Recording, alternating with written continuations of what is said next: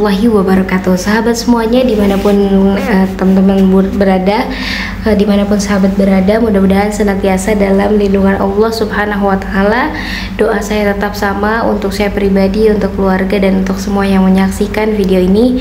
Mudah-mudahan Allah Subhanahu Wa Taala meridhoi kita semuanya, meridhoi kehidupan kita, meridhoi apapun yang kita lakukan selama itu memang ada di jalur Allah Subhanahu Wa Taala, dan mudah-mudahan senantiasa setiap hari semoga tetap termotivasi untuk menuju ke Baitullah.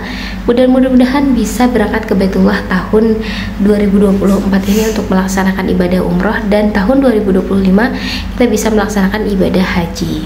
Oke, dan malam ini pembahasan kita malam ini adalah tentang hikmah mabit di Mina. Ya, bagaimana hikmah mabit di Mina setelah sebelumnya kita sudah membahas mengenai bagaimana tata cara pelaksanaannya, hukumnya, definisi gitu kan. Mabit di Mina itu seperti apa, dan kali ini kita akan membahas tentang apa itu hikmah mabit di Mina. Nah, jamaah haji melaksanakan mabit di Mina itu sebagai lanjutan dari pelaksanaan ibadah sebelumnya. Jadi dilaksanakan ya mabit di Mina itu pada tanggal 11, 12, dan 13 Zulhijjah. Jadi setelah wukuf di Arafah, kemudian menuju ke Muzdalifah, di Muzdalifah mengumpulkan batu kerikil, lalu selanjutnya adalah melaksanakan mabit di Mina. Nah, di sini dikatakan bahwa mabit di Mina itu dilaksanakan pada 11, 12, dan 13 Zulhijjah seperti itu ya. Dan selama mabit di Mina itu jemaah haji harus mampu menghayati makna dan hikmahnya dengan banyak berzikir, kemudian bertakbir, berdoa dengan lisan dan hati, dan menghayati perjalanan Rasulullah Shallallahu Alaihi Wasallam dan para nabi sebelumnya. Di sini ada ayat Al-Quran mengatakan bahwa wadhkurullaha fi ayyamin ma'dudat alaih, dan berzikirlah kepada Allah pada hari-hari yang telah ditentukan jumlahnya.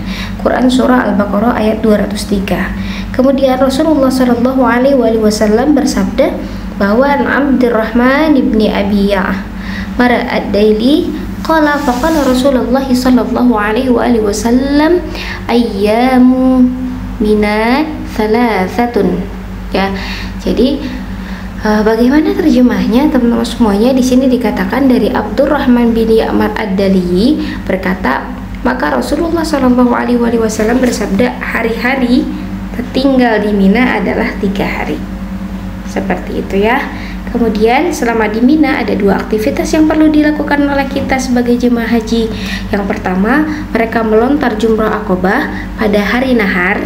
Ya, berarti hari nahar itu pada tanggal 10 Zulhijjah ya gitu.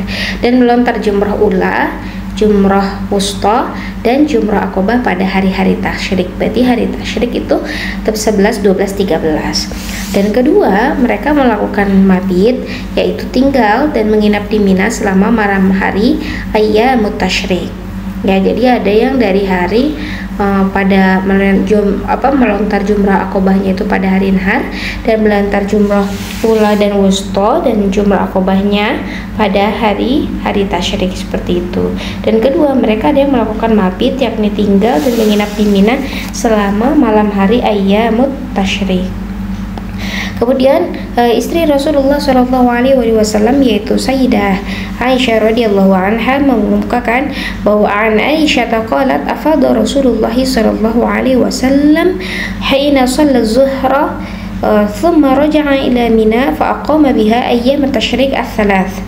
Jadi Rasulullah Shallallahu Alaihi Wasallam melakukan ifadah, ya tawaf ke Mekah pada waktu sholat zuhur, kemudian kembali ke Mina, lalu tinggal di Mina selama 3 hari tasyrik seperti itu. Jadi sempat Rasulullah itu memang pulang dulu ya masuk ke tawaf ifadah dulu ke Mekah ya, kemudian pada waktu sholat zuhur itu melakukan tawaf ifadah, kemudian kembali ke Mina seperti itu.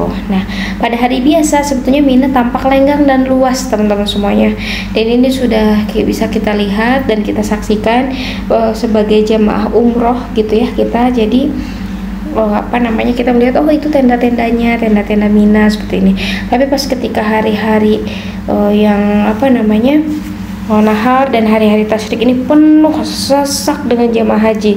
Jadi meskipun demikian, Mina dapat menampung seluruh jamaah haji, dan itu masya Allah pemerintah Arab Saudi memang ya merekonstruksi jadi kebangun kembali ya bagaimana Mina, daerah Mina, kemudian yang akan dijadikan untuk aktivitas jemaah haji nantinya itu diperluas gitu ya, dilakukan untuk perluasan agar bisa menampung banyak jamaah haji dari berbagai negara seperti itu.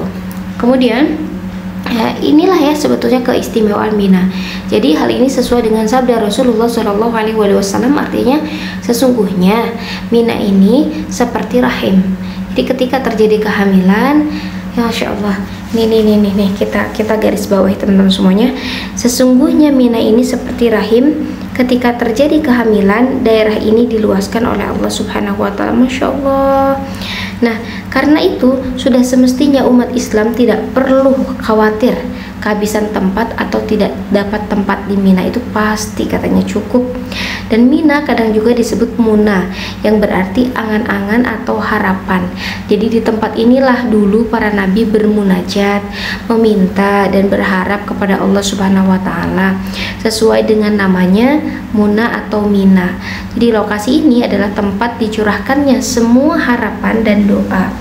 Nabi Muhammad SAW pernah mengabarkan bahwa di Mina, tepatnya di Masjid Khaif, sebanyak 70 nabi pernah sholat dan bermunajat.